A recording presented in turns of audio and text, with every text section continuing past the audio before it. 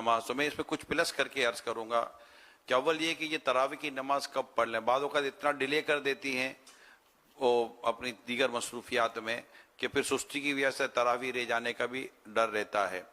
دوسرا ہے کہ یہ چار چار کر کے پڑھنا، دو دو کر کے پڑھنا، ایک ساتھ پڑھنا، تو یہ اس کے بارے میں آپ کیا رہنمائی فرماتے ہیں خاص طور پہ اسلامی بہنوں کے لیے؟ اس میں ایسا ہے کہ تراویح کا وقت عشاء کی فرض پہلے پڑھیں گے، پہلے فرض پھر سنت وغیرہ.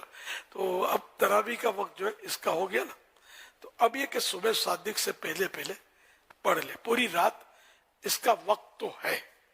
اب اگر کوئی اعتماد ہے، سوتا ہے اور جاگ کر میں پڑھ لوں گا اور پڑھ بھی لیتا ہے، تو اس کے لیے کوئی منع نہیں ہے. اس کو نہ گناہگار کہیں گے نہ اس کو یوں کہیں گے کہ مکروہ کام کیا. شرعن بالکل درست ہے، ٹھیک ہے نا. لیکن ایک اعتماد ہوگا میں پڑھوں گا یا پڑھوں گی.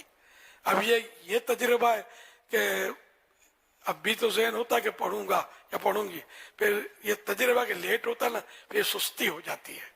تو یا تو چھوٹ جاتی ہے یا کچھ رکعتیں چھوٹ جاتی ہے کچھ، تو پھر اس کو بغیر پڑھے سونا نہیں چاہیے، ہے نا، تاکہ یہ سنت اپنے ہاتھ سے نہ نکلے. اب رہا کہ دو دو چار چار رکعتیں، تو اب چار چار رکعتیں بھی پڑھ سکتے ہیں، اس کی 6 بھی پڑھ سکتے ہیں، زیادہ سے زیادہ 8، ہے نا، 8 پڑھ سکتے ہیں. رات میں جو یہ نوافل ہوتے ہیں نا، ان کے احکام نفلوں کی طرح ہوتے ہیں. تراویح کے احکام تقریباً نفلوں کی طرح ہیں. تو اب یہ کہ اس میں جب یہ 4 رکعت مثلاً پڑھی تراویح، تو اس میں یہ ذہن میں رکھنا ہے کہ جیسے پہلی رکعت میں ثنا، اعوذ، بسم اللہ، یہ پہلی رکعت کا قاعدہ جو تھا یہ بھی ضروری ہے، سمجھے، فرض ہے یہ اس میں بیٹھے تو اس میں تحیات اور درود شریف بھی پڑھے، چاہے تو دعا بھی پڑھ لے. اچھا، اب تیسری کے لیے اٹھا تو تیسری میں پھر ثنا، اعوذ، بسم اللہ، یہ پورا اعوذ باللہ من الشیطان الرجیم وغیرہ یہ پڑھنا ہے.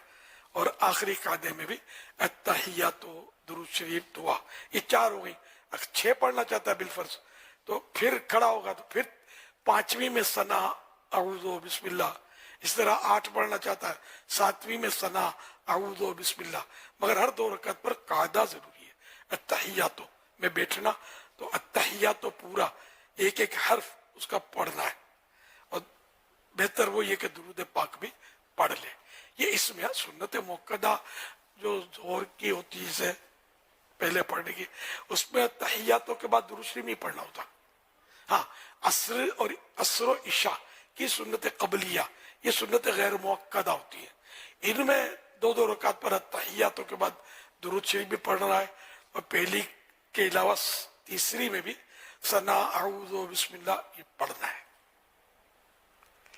صلو علی الحبیب صلی اللہ علی محمد. آپ نے بھی دوران وضاحت ایک جملہ فرمایا کہ تراویح ہے تو اس کے احکام نفل نمازوں کے مطابق اس کے احکام ہوتے ہیں. اب یار نفل ہی ہے نا یار، نفل اس کو، یہ وہ نفل نہیں ہے نا نفل کہ جس میں پچھانا نہ ہو. اس میں تو یوں ہے نا کہ جو تراویح کو ترک کر دے بلا وجہ شرعی اجازت کے بغیر، تو اس نے برا کیا، اساءت، اس کو اصطلاح ہے، برا کیا. اور اگر بار بار اس کو چھوڑتا ہے تراویح کو، تو سنت موقدہ کو بار بار چھوڑنا یہ گناہ ہے. یہ شرعی مسئلہ ہے، شرعی حکم ہے. مسئلہ صحیح ہے. جی جی.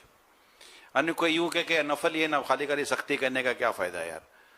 تب جو دین نے جو اس معاملے میں حکم دیا ہے اسی حکم پر مسلمان کو عمل کرنا چاہیے. تراویح تو بہت بڑی سعادت ہے، خدا کمال کی ہے. قسم یہ رمضان میں ملتی ہے. ہم لوگ بدنصیب ہیں، ہمارے دل نہیں لگتے یار، ہماری محرومیاں ہیں.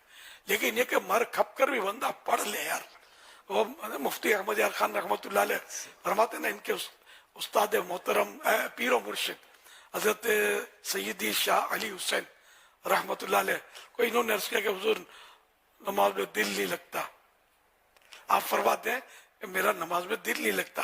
تو پیر صاحب نے فرمایا پڑھتے تو ہو؟ تو عرض کیا کہ حضور پڑھتا تو ہوں. تو بولا بس پڑھتے ہو نا. جس کا دل لگتا ہے نا، جس کو مزہ آتا ہے نا پڑھنے میں، وہ تو مزے لیتا ہے، اپنے مزے کے لیے پڑھتا ہو. لیکن تم تو اللہ کے لیے پڑھتے ہو نا، دل نہیں لگتا پھر بھی پڑھتے ہو.